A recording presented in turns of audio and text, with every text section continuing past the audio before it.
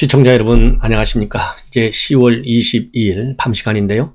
이번 시간에는요, 오늘 금요일날 한국갤럽 여론조사가 나왔고, 그리고 JTBC가요 글로벌 리서치에 의뢰해서 조사한 결과가 나왔습니다. 두 결과가 우연히도요 날짜가 같아요. 한국갤럽은 10월 19일에서 20일 그리고 21일까지고, 그리고 글로벌 리서치 JTBC는요 10월 19일하고 20일 이틀간 딱 하루 차이인데요, 이걸로 보면 별 차이가 없어요. 그리고 둘 다 중요한 것은 전화 면접을 통해서 여론조사를 한 것이고, 응답률도 비슷합니다. 한국갤럽은 13%, 그리고 JTBC는 10.3%예요. 그런 측면에서 이 두 여론조사 기관의 수치를 비교 분석해보면 지금 여론의 흐름을 우리가 나름대로 정확히 짚을 수 있는 지표가 될 것이다 라고 판단이 돼요. 그래서 한국갤럽 여론조사를 먼저 말씀을 드리겠습니다. 우선 문재인 대통령에 대한 평가율을 보면 긍정 38, 부정 54입니다. 그래서 긍정 평가율은요 2%가 올랐고, 부정 평가율은 3%가 떨어졌어요. 그러니까 더 좋아진 거죠. 그래서 둘 차이는 16% 차이가 나는데, 자, 이 판국에서 문재인 대통령이 올라갔다? 이거 이해가 가십니까? 이 얘기는 제가 보기에는요, 한국갤럽 본래 친여 성향의 여론조사 결과가 많이 나온다, 다 아시잖아요. 그런데 글로벌 리서치도 다 마찬가지예요. 예. 그래서 그거를 먼저 감안하시고 이 평가를 한번 여러분들도 내려보시는 게 좋은데, 지금 대통령이 긍정평가 받을 만한 일이 있어요? 아무리 생각해도 저는 단 하나도 없어요. 단 하나도. 자, 그러면은 이 긍정평가, 그리고 이제 부정평가와 관련해가지고 긍정평가를 하는 이유 중에 맨 큰 것이 뭐냐면 코로나 대처 잘한대요. 18%. 또 외교관계 잘한대요. 14%. 북한관계 잘한대요. 이게 6%예요. 그래서 안정감과 나라가 조용하가 5% 전반적으로 잘한다. 예. 그럼 부정평가는 뭐 때문에 그러느냐? 바로 부동산 정책이 33%고요. 경제, 민생 문제 해결 능력이 없다. 10%. 그리고 전반적으로 부독하자가 9%에 달합니다. 자, 그래서요, 이번 여론조사 결과를 보면 상당히, 제가 보기에는요, 상당히 실망적이에요. 그리고 이게 긍정평가는 어디에서 제일 많이 나오느냐? 긍정평가. 50대에서 제일 긍정평가 40대에서 제일 많이 나와요. 40대에서 긍정이 53이고 부정이 43이에요. 나머지는 전부 다 부정이 높습니다. 그래서요 20대에서는 무려 부정이 60%, 그리고 긍정은 28%, 30대가 부정 프로가 51, 긍정이 41, 그리고 50대가 부정이 49, 긍정이 44, 60대는 말이죠, 무려 부정평가가 62고 그리고 긍정이 29%예요. 그래서 이 40대의 경우는 지난주 조사에서 약 3개월 만에 40%대로 하락을 했지만 다시 일주일 만에 50%대로 회복을 했다. 예. 자, 그리고요, 민주당 지지층의 81%가 긍정평가, 그리고 국민의힘 지지층의 90%가 부정평가하고 있어요. 예. 자, 그리고요, 무당층에서는 부정평가가 58%고 긍정평가가 25% 이렇게 돼 있고요. 그 다음에 정치 성향별로 직무 긍정평가를 보면 진보층이 68%, 중도층이 38%, 보수층은 16%밖에 되지 않습니다. 자, 그래서 이 대통령 지지율의 특성은 이참에도 불구하고 긍정평가율이 올라가고 부정평가율이 떨어져서 좋아졌다. 이거 있을 수 없는 일이 지금 갤럽 조사 결과 나오는 거예요. 자, 그리고요, 이 갤럽에서 조사 이번에 보면 호감도를 조사했어요. 자, 호감도가, 아니 어떻게 이재명이 대장동 가지고 저렇게 거짓말을 해 제끼는데 이재명 호감도가 어떻게 1등을 가냐고요. 이거 이해가 가십니까? 아무리 친여 성향의 결론이 나온다 하더라도 이재명이가 32%, 홍준표가 31%, 윤석열이 28%, 심상정이 24%, 안철수가 19%예요. 여기 이 대목에서요, 호감도 어떻게 안철수가 맨 꼴찌입니까? 심상정보다 더 꼴찌예요. 이게 이해가 갑니까? 이해 전혀 안 갑니다. 그리고 이제 사자 가상 대결을 했는데요. 이 사자 가상 대결에서 보면 우선 이 투 강이니까 이재명하고 윤석열을 붙이면 이재명은 34, 윤석열이 31이고요. 안철수가 윤석열이랑 붙을 때 9, 그리고 심상정이는 7입니다. 그리고 이재명이가 홍준표하고 붙었을 때는요, 이재명이가 33, 홍준표가 30, 그리고 안철수 10, 그리고 심상정 8입니다. 자, 이거 하여튼 그래서요, 이 판국에도 불구하고 10월 19일하고 21일이거든요, 갤럽. 그러면은 국정감사가 다 끝났을 때까지 다 본 거예요. 반영된 거예요. 왜냐면 이재명 국정감사 18일 날, 그 다음에 행안위 20일 날 국토위, 2번 했잖아요. 이 2번 국정조사 난리가 났잖아요. 이재명이 거짓말하는 거 우리가 다 심증은 있잖아요. 물증이 아직 덜 안 나와서 그렇지. 이럼에도 불구하고 이재명이가 1등한다? 여러분들 이해가 가십니까? 저는 이해가 안 갑니다. 이 대목도 비록 오차 범위지만 그러나 지표는 그렇게 나와 있어요. 자, 그래서 이제 그리고요. 이제 호감도를 좀 말씀을 드리겠는데 호감도는 이재명이가 1등 32, 홍준표 31, 2등, 윤석열 28, 심상정 24, 안철수 19잖아요. 그럼 비호감도가 누가 제일 높냐? 비호감도의 윤석열과 심상정이가 1등이에요. 62, 62 둘 다. 그 다음에 비호감도의 제일 높은 사람이 안철수네요. 72. 그 다음에 윤석열, 심상정이 62, 62고요. 그 다음에가 60%의 이재명. 그 다음에 홍준표가 제일 비호감도가 말하자면 낮아요. 자, 이 대목에서 지금 비호감도 제일 높은 사람이 안철수인데요. 이재명보다 어떻게 안철수가 높습니까? 안철수가 이재명만큼 거짓말 했나요? 제가 보기에는 그렇지 않아요. 이거 하여튼 이상하다는 게 제 느낌입니다. 느낌. 예. 자, 그러면 이 대목에서 말이죠. 이 대목에서 윤석열이 이재명한테도 3% 차이로 지고 홍준표도 똑같이 3% 차이로 져요. 이것도 이상하지 않습니까? 어떻게 똑같이 3% 차이로 지냐고요. 우리 야권의 후보들이. 자, 그러면 국민의힘 지지층만을 대상으로 한 조사에서 윤석열 후보 지지율은 72%, 즉 집도끼들은 72%가 지지했어요. 이 이재명과 붙었을 때. 그 다음에 이재명이하고 홍준표가 붙었을 때 집도끼들 국민의힘 지지층에서는 58%가 홍준표를 지지해요. 그래서 이재명이 붙었을 때 홍준표와 윤석열의 그 차이를 보면 국민의힘 지지층에서 14% 차이로 윤석열이 높아요. 양자 대결이라고 가정했을 경우, 예, 물론 뭐 사자나 마찬가지, 사자 대결의 구도지만, 그래서 이 국민의힘의 지지층이 윤석열한테 상당히 강하게 지금 살아 있다. 이렇게 보시면 될 것 같고요. 그리고 지금 이제 한국갤럽 여론조사 결과 중에 또 특이한 것 중에 하나는요. 정치 고관심층에서는 윤석열이 이재명을 앞섭니다. 그리고 홍준표는 이재명과 동률을 이루고 있어요. 그래서 이 정치 고관여층에서는요. 윤석열이 45%, 그리고 이재명이가 35%고 그 다음에 3등이 안철수 8%, 4등이 심상정 3%가 되겠습니다. 그리고 이재명이 붙었을 때 이재명하고 홍준표가요. 고관심층에서는 둘 다 34%예요. 그리고 그 다음에 안철수가 9%, 그 다음에 심상정 4%. 이 대목에서도요. 또 똑같은 숫자 34. 이것도 참 희한한 숫자 중에 하나가 아닌가 하는 생각이 들어요. 자, 그리고 조금 전에 말씀을 드린 대로 사자 가상 대결을 했을 때 이제 비교를 해보면 여러분들께 말씀을 드린 대로 말이죠. 조금 자세히 이재명 34, 윤석열 31, 그 다음에 안철수가 9, 심상정이 7, 의견 유보가 19입니다. 이 의견 유보를 하는 층이 이제 유동층이다 이렇게 보고 이 유동층을 잡는 것이 이제 우리 윤석열 후보의 과제예요. 그 다음에 홍준표 후보가 이재명 붙었을 때는 홍준표가 이재명이가 33, 홍준표 30, 그 다음에 안철수가 10, 심상정이 8이고요. 의견 유보가 18입니다. 예. 자, 그래서 우리 이제 홍준표 후보의 경우에 이 마찬가지로 의견 유보가 윤석열이 붙었을 때도 19, 홍준표도 18. 그래서 이 여야 간의 대결에 말하자면 심상정 안철수가 붙었을 때거든요. 그래서 의견 유보 환율이 19%, 18%면 20%니까요. 아주 높지는 않지만 제법 돼요. 그래서 여기에서 5% 정도만 가지고 오면 지금 윤석열과 홍준표 둘 다 오차 범위 내 3% 차이가 나잖아요. 5%만 갖고 오면 2%를 이긴다는 얘기예요. 그래서 이런 측면에서도 초박빙의 대선이 될 것이다 라고 판단할 수 있는 대목이다.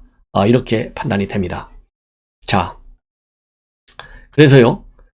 이제 전반적으로 이제 큰 흐름 한국갤럽 조사의 경우 여러분들께서 이제 이해를 하실 것 같고, 그 다음에 이제 호감도의 경우에는 이재명하고 윤석열이 지난달보다 똑같이 2% 하락하고 비호감도는 둘 다 똑같이 2%가 상승했고, 홍준표의 경우에는 호감도가 3%가 올라가고 비호감도는 5%가 떨어졌다. 이렇게 지금 나타났습니다.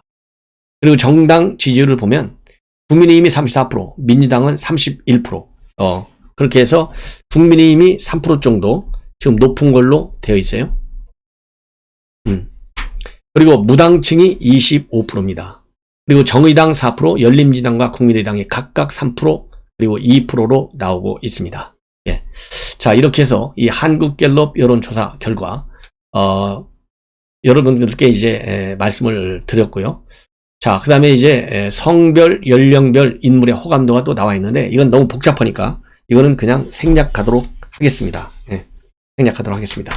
자, 이번에는요, JTBC의 여론조사 결과인데요. 이 JTBC 여론조사는 10월 19일하고 20일. 그래서 앞에 말씀드렸던 한국갤럽은 10월 19, 20, 21일 하루 더 있어요. 근데 JTBC는 10월 19일과 20일. 이것도 굉장히 중요해요. 어차피 대장동 국정감사 결과를 우리 국민들이 다 알을 때 실시했다. 이 점의 특성이 있어요. 그래서 여기서는 이제 면접이고 10.3% 응답률이 나와 있습니다. 자, 여기에서도요, 이제 사자 가상 대결까지 조사를 했습니다. 그래서 이 내용을 우선 개괄적으로 한번 말씀을 드리고, 또 상세 부분은 또 이제 바로 이어서 말씀을 드리겠는데요. 우선 이재명과 윤석열이 붙었을 때, 이게 말이죠. 먼저 결론을 얘기하면, 이 한국갤럽에서도 둘 다 이재명이가 이기잖아요. 오차 범위 내에서. 그런데 글로벌 리서치에서도 마찬가지로 이재명이가 홍준표하고 붙어도 이기고 윤석열하고 붙여도 다 이기는 결과가 나와 있어요. 그래서 이 내용을 말씀을 드리겠습니다. 자, 이재명이가 윤석열하고 붙었을 때 이재명은 34.8, 그리고 윤석열은 34.5, 그 외 이렇게가 14.5입니다. 그리고 이재명이가 홍준표하고 붙었을 때 34.0 대 31.5, 2.5% 정도 이재명이가 이겨요. 그리고 그 이외는 17.5%가 차지하고 있어요. 예. 자, 그러면 이거를 갖다가 이제 다시 특정 인물 4명씩 사자 가상 대결을 붙여봐요. 딱 그러니까 그래도 이재명이가 다 이겨요. 이재명이는 32.0, 윤석열 30.4, 그리고 심상정 6.4, 안철수 6.4, 또 여기서 동일 지표가 나와요. 그 다음에 또 홍준표가 붙으면요, 이재명은 31.3, 홍준표가 27.4, 그리고 심상정 6.6, 안철수 6.3입니다. 그 외가 12.2. 자, 그 다음에는요, 국민의힘 후보들만을 놓고, 후보들만을 대상으로 한 여론조사를 하면, 홍준표가 1등이에요. 36.5이고, 그 다음에, 윤석열은 32.8, 그 다음에 유승민이가 10.4, 그리고 원희룡이가 4.3입니다. 그런데, 지금 현재 홍준표가 1위잖아요. 국민의 후보들만을 놓고 봤을 때. 이거는 일반 일반 국민 여론조사입니다. 예를 들자면. 그런데 순수 국민의힘만을 지지하는 계층으로 딱 좁혀서 집토끼만을 대상으로 하면 이게 이제 소위 당심이라고 볼 수 있는 거예요. 홍준표가 34.0이고요. 윤석열이 53.8. 그래서 이 대목에서 무려 윤석열과 홍준표 차이가 21.8% 차이나 나요. 그래서 3차 투표로 가면 윤석열이 유리한 국면이 여전히 계속되고 있다. 이걸 느낄 수 있고요. 그 다음에 유승민이는 4.3, 원희룡이가 4.0입니다. 그리고 정권 교체를 원하느냐? 57.6입니다. 아니야, 안 원해. 이게 37.5%예요. 그래서 둘 차이가요, 20% 정도 차이가 나요. 이러면 정권 뒤집힌다. 그 다음에 국민의힘 37.6, 그리고 민주당은 33.3이 되겠습니다. 자, 이렇게 해서 이제 여러분들께 쭉 말씀을 드렸고, 그 다음에 이번 대장동 사건 특검을 해야 된다라고 하는 것이 66.1.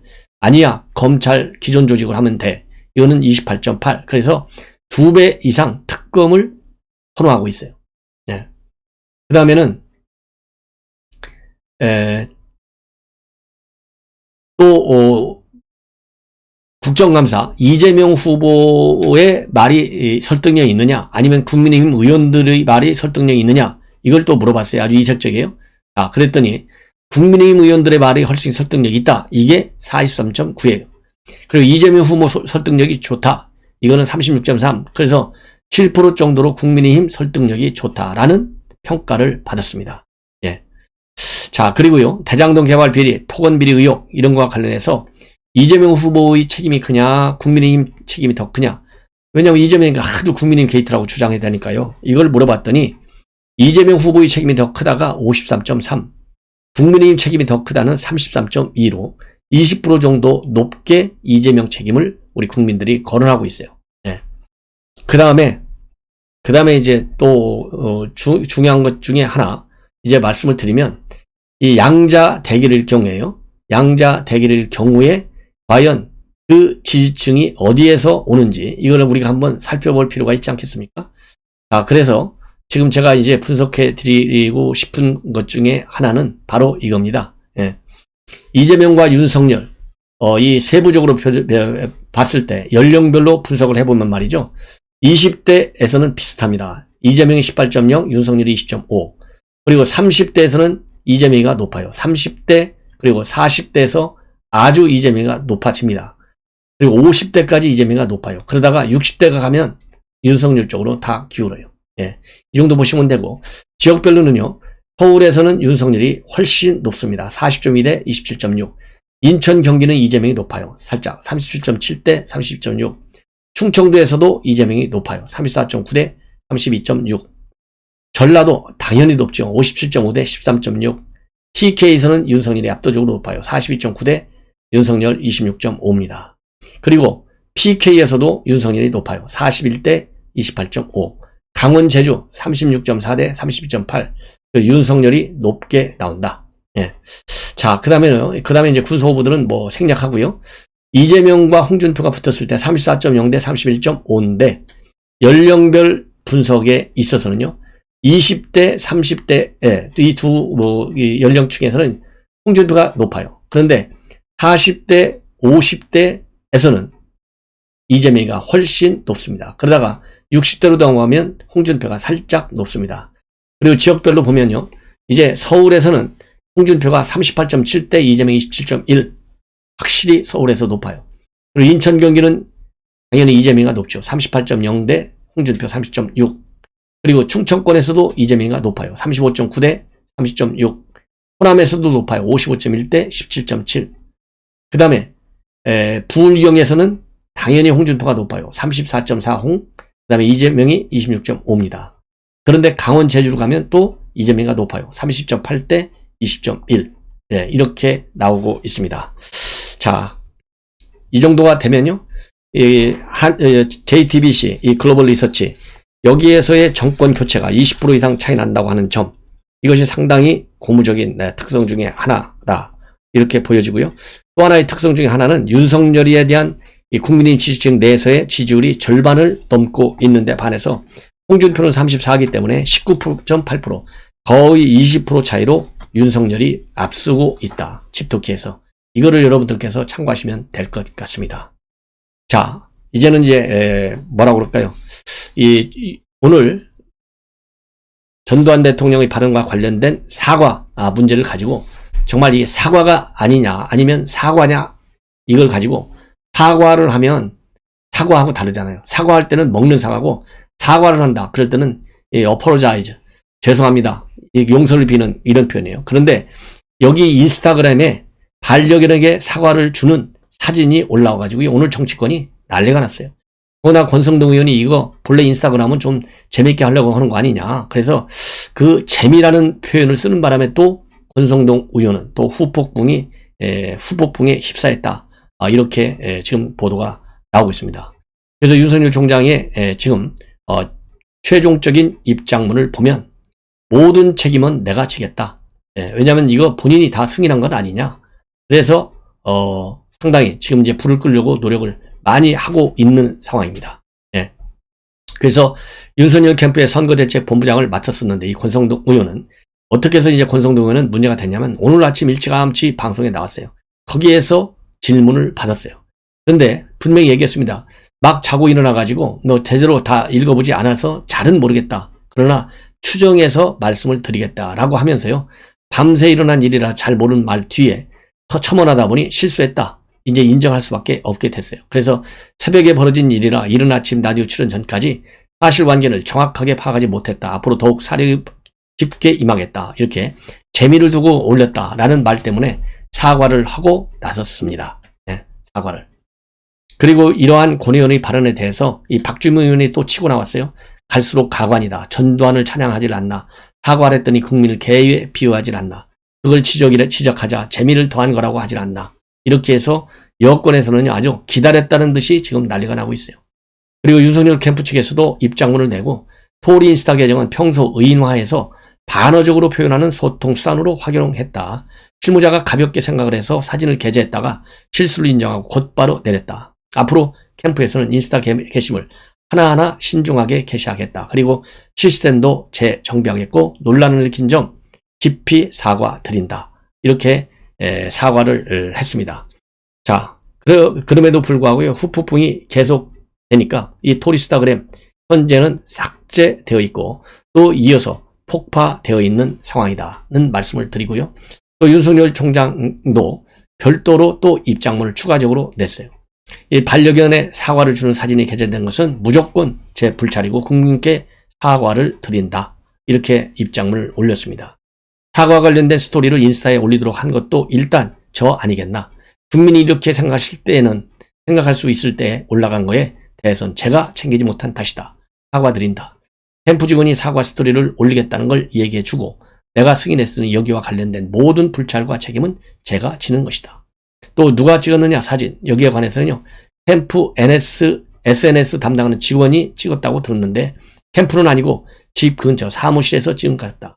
사진상에서 이 사과를 준 사람도 캠프 직원으로 알고 있다.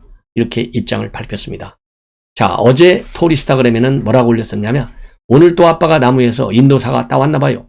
토리는 아빠 닮아서 인도사가 좋아해요. 라면서 토리에게 사과를 주는 사진이 게재됐어요. 그래서 사과는 개나 주라는 것이냐 이렇게 혹평이 나오기 시작했고 오늘 오전 별도의 입장문을 통해서 윤석열 캠프 측에서는 실무자가 가볍게 생각해 사진을 게재했다가 실수를 인정하고 바로 내렸다. 앞으로 캠프에서는 인스타그램 게시물 하나하나를 신중하게 게시하겠다. 이렇게 밝히고 있지만요. 후폭풍 생각보다 상당히 거셉니다. 그래서 제가 처음서부터 윤석열 총장 가능하면 빨리 사과하는 것이 좋겠다. 이렇게 제가 지적을 한 바 있어요. 예. 근데 저도 생각한 것보다 훨씬 더 강하게 후폭풍이 불고 있는데요. 이 얘기는 결국 뭐냐. 여권이 지나치게 지금 수세에 몰리다 보니까요. 반격할 만한 이 소재가 별로 없었어요. 그런데 이 딱 사과 사건이 딱 터지니까 기다렸던 듯이 이 사과를 가지고 그리고 사과 이 두 개를 가지고 윤석열을 집중적으로 때리고 공략하다 보니까 이 후폭풍이 쉽게 사라지지 않는 것 같습니다. 자, 이것으로 저녁 첫 번째 방송을 마칩니다. 우리 시청자 여러분들의 많은 시청 그리고 성원 당부드립니다. 대단히 고맙습니다.